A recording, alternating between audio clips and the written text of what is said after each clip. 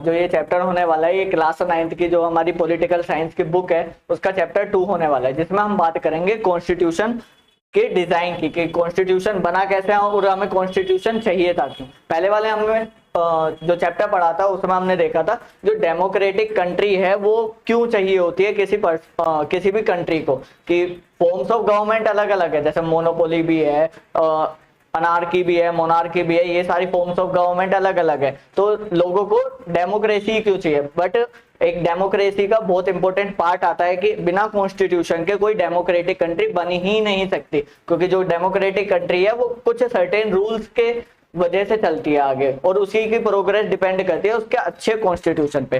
तो इसी वीडियो में हम बात करेंगे जो हमारी कॉन्स्टिट्यूशन है वो हमें क्यों चाहिए, किस लिए चाहिए, और कॉन्स्टिट्यूशन होने के क्या कारण हो सकते हैं किसी देश में। तो चैप्टर 2 होगा ये, जिसमें बात करेंगे कॉन्स्टिट्यूशन के डिजाइन को लेके।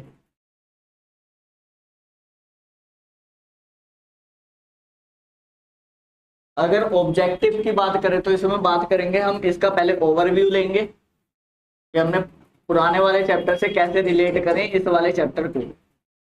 फिर बात करें जो डेमोक्रेटिक कॉन्स्टिट्यूशन है साउथ अफ्रीका का, उसकी बात करेंगे।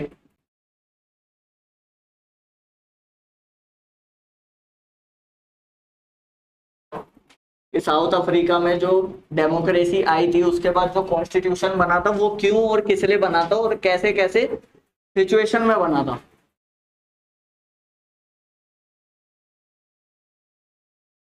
और उसके बाद बात करेंगे कि जो कॉन्स्टिट्यूशन है वो किसी कंट्री को क्यों चाहिए होता है, उसकी नीड क्या होती है।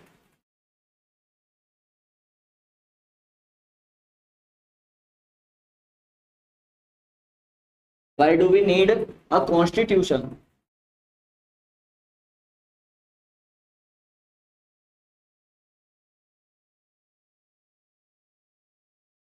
फिर इंडिया कॉन्स्टिट्यूशन की मेकिंग देखेंगे कि इंडिया का जो कॉन्स्टिट्यूशन बना था उसकी मेकिंग कैसे हुई।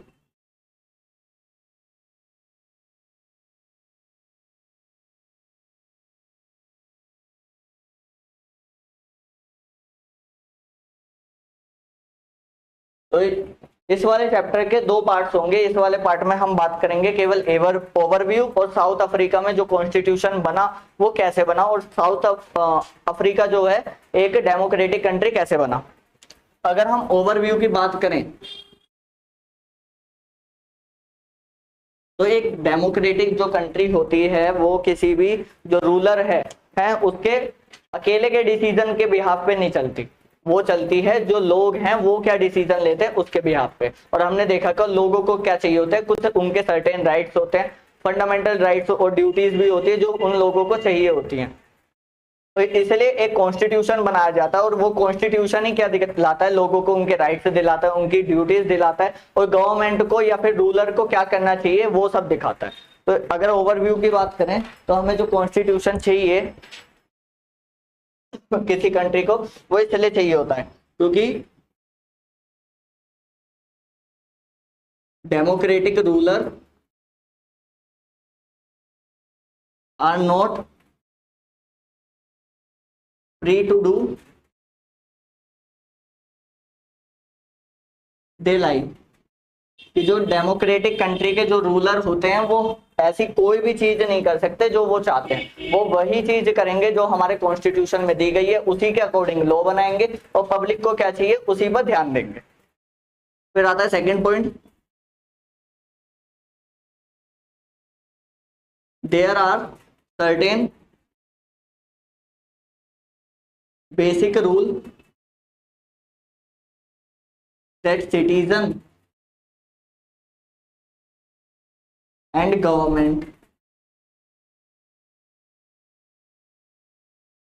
have to follow।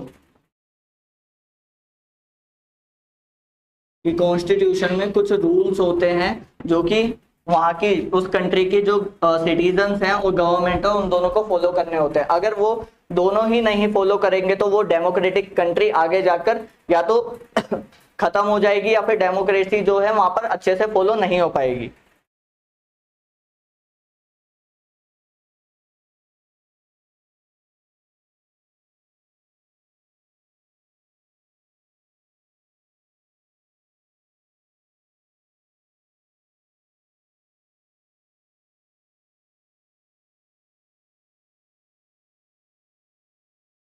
और इन्हीं सभी रूल्स को एक साथ कर दे तो उसे कॉन्स्टिट्यूशन कहीं ना कहीं कहा जा सकता है, क्योंकि वही कॉन्स्टिट्यूशन हमें बताएगा वहां की गवर्नमेंट क्या करेगी, स्टेट गवर्नमेंट क्या करेगी, सेंट्रल गवर्नमेंट क्या करेगी, वहां के जो लोगों की ड्यूटीज हैं, उनके राइट्स हैं, वो क्या क्या होंगे, वो उसी कंट्री के कॉन्स्टिट्यूशन बताता है। तो ये था वहां का ओवरव्यू।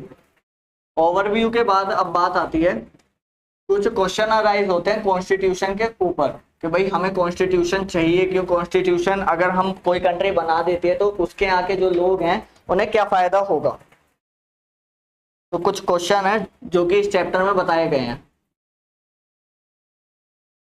और उनके आंसर यही चैप्टर में जब हम स्टोरी पढ़ेंगे अलग अलग कंट्रीज की और उस कंट्रीज में हुआ क्या, कॉन्स्टिट्यूशन आने के बाद कॉन्स्टिट्यूशन से पहले क्या हुआ, उससे इनके आंसर निकलेंगे। तो सबसे पहला जो क्वेश्चन होता है, why do we need a constitution, कि भैया हमें कॉन्स्टिट्यूशन चाहिए क्यों, कॉन्स्टिट्यूशन से हमें क्या फायदा होने वाला है, और कॉन्स्टिट्यूशन से जो वहां की गवर्नमेंट है या फिर वहां के सिटीजन है वो कैसे रूल करेंगे या फिर उनको कैसे राइट मिलेंगे।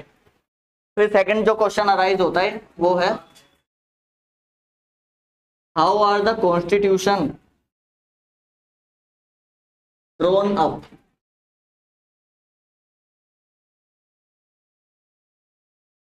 जो यहाँ का जो कॉन्स्टिट्यूशन किसी भी कंट्री का बनता है वो कहीं ना कहीं कैसे बनता है, कौन बनाते हैं कॉन्स्टिट्यूशन। हमें पता है कि वहाँ पे जो कंट्री है वहाँ के जो सिटीजन्स है, लोग हैं, उन्हें कैसे कैसा कॉन्स्टिट्यूशन, कैसे रूल और कैसे राइट्स चाहिए, तो वो बनाता कौन है। सारे लोग तो मिलके आके बना नहीं देंगे, जो कॉन्स्टिट्यूशन बनाती है वहाँ की कोई ना कोई कमेटी होगी, असेंबली होगी जो कि उस कॉन्स्टिट्यूशन को अच्छे से फ्रेम करेगी, लोगों तक पहुंचाएगी, उनके राइट्स और ड्यूटीज को बताएगी। थर्ड क्वेश्चन जो अराइज होता है वो है, हु डिजाइन देम, बात वहीं आ जाती है कि कौन डिजाइन करेगा उन कॉन्स्टिट्यूशन को, और क्यों डिजाइन करेगा और कैसे डिजाइन करेगा, कि मतलब कौन लोग होंगे जो उस कॉन्स्टिट्यूशन असेंबली में बैठे होंगे और उन्होंने किस बेसिस के ऊपर जो कॉन्स्टिट्यूशन है बनाया होगा। क्योंकि किसी भी डेमोक्रेटिक कंट्री में किसी एक पक्ष के लिए नियम कायदे कानून नहीं बनाए जा सकते, बनाए जाएंगे सभी के लिए बनाए जाएंगे, नहीं तो किसी के लिए भी नहीं बनाए जाएंगे। और लास्ट क्वेश्चन जो अराइज होता है वो है, what is value of constitution,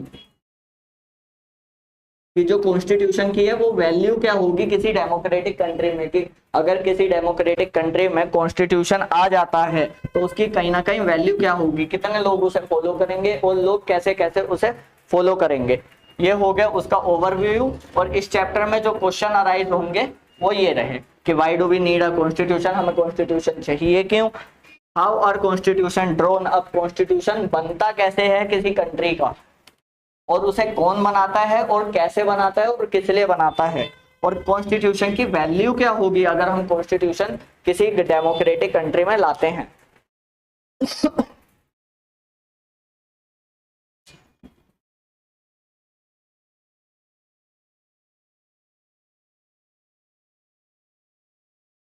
अब इन सभी जो क्वेश्चन है उनके आंसर निकलते हैं एक स्टोरी से, जो कि स्टोरी है साउथ अफ्रीका की। जो साउथ अफ्रीका एक डेमोक्रेटिक कंट्री कैसे बनती है, क्योंकि कहीं ना कहीं यहाँ पे भी पहले ब्रिटिश जो गवर्नमेंट है उसका ही राज था, और उस राज्य से जो वहाँ के सिटीजन थे उन्होंने कहीं ना कहीं आंदोलन करे, मूवमेंट करे, उसके बाद जो वहाँ के रूलर थे उन्होंने जो पार्शल जो डिसीजन होते थे वो कहीं ना कहीं खत्म करे, अपनी पॉलिसी चेंज करी, और जो साउथ अफ्रीका है वो एक डेमोक्रेटिक कंट्री बना। तो पहले इसकी बात करेंगे हिस्ट्री के बारे में कि साउथ अफ्रीका की हिस्ट्री क्या थी, उसके बाद सेग्रेगेशन की जो पॉलिसी आती है यहाँ की वो क्या थी, कि भाई वहां पे लोगों के साथ कैसे भेदभाव किया जाता था और वो इस चीज से कैसे लड़े। और एएनसी थी, एएनसी एक पार्टी थी जिसने इस साउथ अफ्रीका की आजादी की लड़ाई लड़ी थी। हिस्ट्री की बात करें, अगर 17 से 18 सेंचुरी की बात करें तो यहाँ पे भी क्या था, एक जो ब्रिटिश गवर्नमेंट थी उसका राज था, क्योंकि ईस्ट इंडिया कंपनी जो थी वो ये एशिया के जितने भी देश थे वहां के साथ साथ जो अफ्रीकन कंट्रीज थी वहां पे भी पहुंच चुकी थी। तो यूरोप की जो ट्रेडिंग कंपनी थी उसने क्या कर लिया, ऑक्यूपाई कर ली ये कंट्री। जैसे इंडिया में ये आई थी एक ट्रेड करने के माध्यम से कि भाई हम यहाँ के लोगों को कपड़ा बेचेंगे और यहाँ से पैसे लेंगे, सामान लेंगे। धीरे धीरे इन्होंने क्या कर लिया, उस कंट्री को ऑक्यूपाई कर लिया और यहाँ के जो लोगों के बीच में वाइट पीपल भी रहने लग गए थे इस कंट्री में, जो कि ब्रिटिश गवर्नमेंट के ही लोग थे।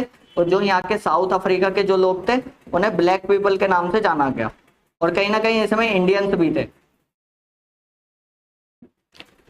फिर बात आती है सेग्रीगेशन की पॉलिसी। जब ब्रिटिश गवर्नमेंट ने यहाँ पर,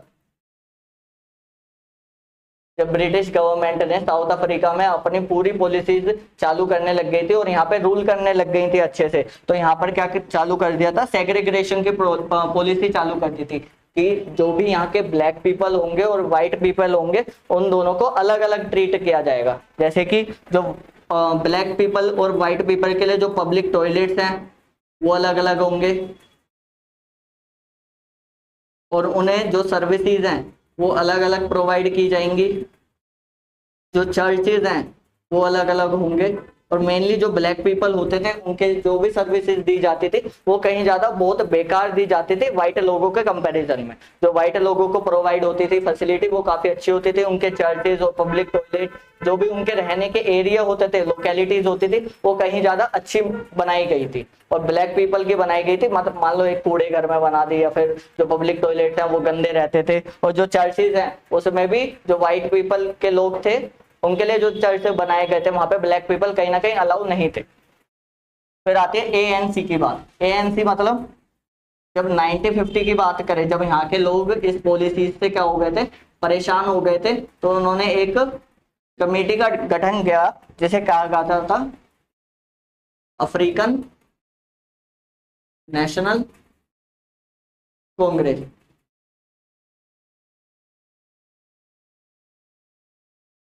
जिसने अफ्रीका के जो ब्लैक पीपल और व्हाइट पीपल के बीच में जो भी डिस्क्रिमिनेशन होता था उसके अगेंस्ट क्या करी, लड़ाई लड़ी। इस सेग्रीगेशन की पॉलिसी की को खत्म करने के लिए लड़ाई लड़ी। और इसमें जो अफ्रीका के पीपल थे और जो इंडिया के पीपल थे वो दोनों ही शामिल थे।